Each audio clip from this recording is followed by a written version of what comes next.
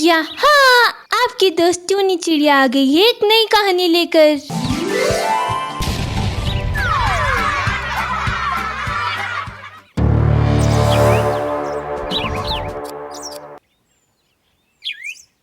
Champak one में बहुत से पशु पक्षी खुशी खुशी रहा करते थे।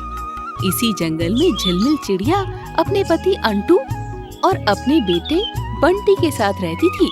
चंपक वन में एक बहुत ही पुराना बरगद का पेड़ था जिस पर कोई भी पक्षी अपना घोंसला नहीं बनाता था, क्योंकि वहाँ खूनी भूतिया चिड़िया रहा करती थी जो लोगों का खून पी जाती थी।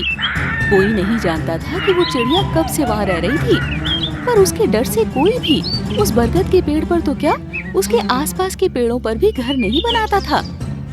पर कुछ बेचारे गरीब पक्षी सस्ते होने के कारण यहाँ पर घर खरीद रहे थे। झिलमिल के पति को भी एक बहुत बड़ा सा घर बहुत ही कम कीमत पर यहाँ मिल गया। सुनो, हमारा नया घर तो ठीक भूतिया चिड़िया के पेड़ के सामने है, मेरी मानो तो उसे मत खरीदो। अरे झिलमिल, हमारे अलावा भी और भी परिवार यहाँ रहते हैं। यहाँ पर बहुत कम कीमत पर घर उपलब्ध है, फिर अपनी सुरक्षा तो सभी को स्वयं करनी पड़ती है। हमारे जैसे नन्हे पक्षियों को तो अनगिनत खतरे होते हैं, हम कब तक डरते रहेंगे। आखिर हमें इन सभी खतरों का कभी न कभी तो सामना करना ही पड़ेगा। तुम चिंता मत करो, हमें कुछ नहीं होगा। झिलमिल जानती थी कि उसका पति ठीक कह रहा है, इसीलिए उसने उसकी बात मान ली।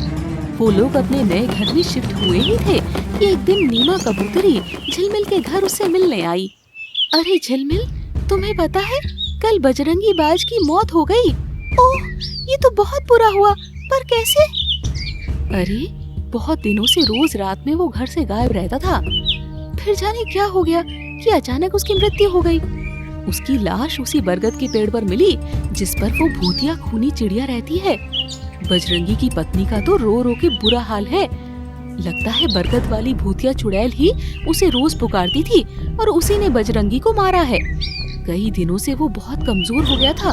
वो चुड़ैल रोज उसका खून पिया करती थी। वाकई? हे भगवान, ये तो बहुत बुरा हुआ। मैं तो अंटू से बहुत मना कर रही थी कि बरगद के सामने वाले पेड़ पर घर मत खरीदो, पर वो नहीं माने। यहाँ आसपास के पेड़ों पर सस्ते और बढ़िया घर मिल जाते हैं, क्योंकि पक्षी यहाँ घर खरीदना ही नहीं चाहते। हाँ, मैं समझ सकती हूँ, इसीलिए तो तुझे सावधान करने चली आई। तुम्हारा बेटा भी अभी बहुत छोटा है, तो तुम तो खास ध्यान रखना। बजरंगी के घर पर 2 दिन के बाद पूजा है, तुम भी जरूर आना। अच्छा, अब चलती हूँ। झिलमिल ने शाम को ये बात अपने पति को बताई तो वो चिंतित हो गया, पर अब कर भी क्या सकते थे। सो बात आई गई हो गई। एक दिन झिलमिल अपने बेटे को उड़ना सिखा रही थी। बंटी, ज्यादा दूर मत जाना और उस बरगद के पेड़ से दूर ही रहना। नहीं माँ, तुम चिंता मत करो, मैं थोड़ी दूर ही उड़कर वापस आ जाऊंगा और बरगद के पास जाने का तो सवाल ही नहीं उठता। झिलमिल आश्वस्त होकर घर के काम निपटाने लगी और बंटी उड़ने की प्रैक्टिस करने लगा। बंटी उड़ते हुए जब बरगद के सामने से गुजरा तो अचानक किसी ने उसे पुकारा, बंटी बेटा, मेरे पास आओ। बंटी ने चौंक कर इधर उधर देखा तो उसे बरगद के पेड़ पर एक डरावनी चिड़िया की परछाई दिखी। बंटी उसे देखकर डर गया और वापस घर की ओर उड़ गया। बंटी ने अपनी माँ को इस विषय में कुछ भी नहीं बताया, क्योंकि वो उन्हें परेशान नहीं करना चाहता था। जब गहरी नींद में सोया हुआ था, तभी उसे नींद में किसी के पुकारने की आवाज सुनाई दी। वो उठ बैठा और खिड़की से बाहर देखा तो बरगद के पेड़ पर वही चिड़िया उसे पुकार रही थी। जाने बंटी को क्या हुआ कि वो सम्मोहन में बंधा हुआ उस बरगद के पेड़ पर पहुंच गया। बंटी, आओ, मेरे पास आओ, मैं तुम्हें बहुत प्यार करूंगी और तुम्हें एक जादुई दुनिया की सैर पर ले चलूंगी। बंटी नींद में उड़ता हुआ उसी चिड़िया के पास पहुंच गया।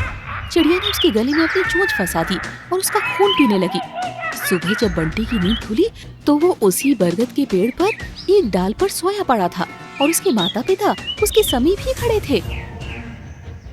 बंटी, उठ बेटा, तू यहाँ क्या कर रहा है? हमने तुझे कहाँ कहाँ नहीं ढूंढा। मैंने तुझसे यहाँ आने को मना किया था ना, फिर क्यों आया यहाँ? माँ, कल रात मुझे किसी के पुकारने की आवाज सुनाई दी। मैंने खिड़की से देखा तो वो भूतिया खूनी चिड़िया मुझे बुला रही थी। उसके बाद मुझे कुछ भी याद नहीं। अंटू और झिलमिल अपने बेटे को घर ले आए। झिलमिल तुरंत पंडित तोताराम से एक ताबीज ले आई और अपने बेटे के गले में पहना दिया। रात में झिलमिल बंटी के कमरे में ही सोई ताकि अपने बेटे पर नजर रख सके। पर जब रात हुई तो मानो झिलमिल बेहोश होकर सो रही थी। बंटी कब उठा और उसी बरगद के पेड़ के पास पहुंच गया। झिलमिल को कुछ पता न चला। उधर जब भूतिया चिड़िया ने बंटी के गले में ताबीज देखा तो चौंक गई। अरे बंटी, पहले अपना ताबीज उतार कर फेंक दो, फिर मेरे पास आओ। बंटी ने तुरंत गले में पड़ा ताबीज तोड़कर फेंक दिया और खुद उसी बरगद के पेड़ पर भूतिया चिड़िया के पास पहुंच गया। अगली सुबह फिर बंटी की नींद उसी डाल पर खुली और उसके माता पिता उसके समीप ही खड़े रो रहे थे। बंटी, तूने ताबीज क्यों फेंक दिया? माँ, मुझे कुछ भी याद नहीं, मुझे बचा लो माँ। वो चुड़ैल रोज मेरा थोड़ा थोड़ा खून पी जाती है, मुझे बचा लो माँ। ये सुनकर तो बंटी और झिलमिल के होश उड़ गए। उन्होंने सोच लिया कि वो अपने बेटे को उस चुड़ैल से बचा कर रहेंगे। झिलमिल और अंटू पंडित तोताराम के पास गए।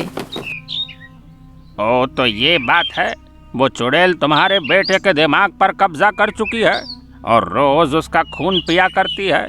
उस चुड़ैल ने बहुत लोगों को जान से मारा है, पर मैं तुम्हारे बेटे को बचा कर रहूंगा।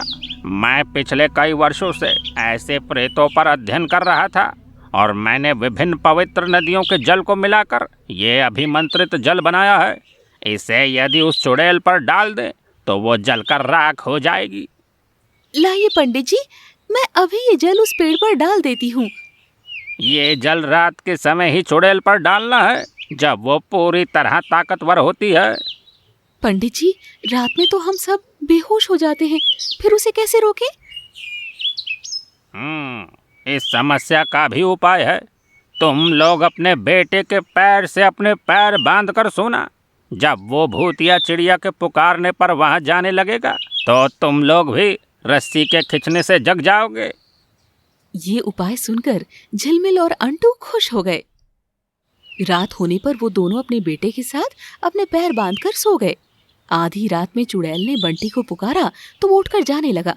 इससे अंटू और झिलमिल के पैर में बंधी रस्सी खिंच गई और वो दोनों भी उठ गए। उन्होंने धीरे से रस्सी खोली और बंटी का पीछा किया। बंटी सीधा उस बरगद के पेड़ पर पहुंचा।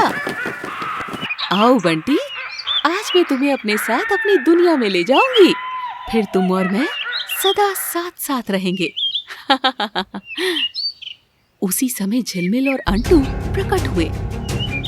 रुक जा चुड़ैल, मैं तुझे अपने बेटी की जान नहीं लेने दूंगी। मैं पंडित तोताराम से ये अभिमंत्रित जल लेकर आई हूँ। हाँ, आज हम तेरे आतंक का अंत करके ही दम लेंगे।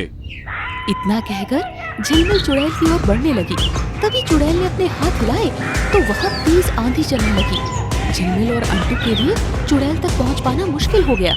तभी उन्हें दूर से उड़कर आते पंडित तोताराम दिखाई पड़े। मैं जानता था ये चुड़ैल इतनी आसानी से नहीं मानेगी, इसीलिए मैं भी यहाँ आ गया। आज रात पूर्णिमा की रात है, आज रात इसका अंत होना बहुत जरूरी है। पंडित तोताराम ने एक मंत्र पढ़ना शुरू किया तो आंधी का तेज कम होने लगा। झिलमिल और अंटू पवित्र जल लेकर आगे बढ़े और चुड़ैल पर डाल दिया। चुड़ैल जोर से चीखी और जलने लगी। मुझे माफ कर दो, मुझे माफ कर दो, मुझे बचा लो। मैं यहाँ से दूर चली जाऊंगी और इस जंगल में किसी को परेशान नहीं करूंगी। अगर तू इस जंगल से चली भी गई तो किसी और जंगल के पक्षियों को परेशान करेगी। तेरा मर जाना ही सबके हित में होगा। कुछ ही देर में वो भूतिया चिड़िया जलकर गायब हो गई। बंटी वहीं उसी डाल पर बेहोश पड़ा था। अंटू और झिलमिल उसे लेकर घर आ गए। अगले दिन से बरगद का पेड़ भूत मुक्त हो गया और अब उस पर पक्षियों ने अपना घोंसला बना लिया।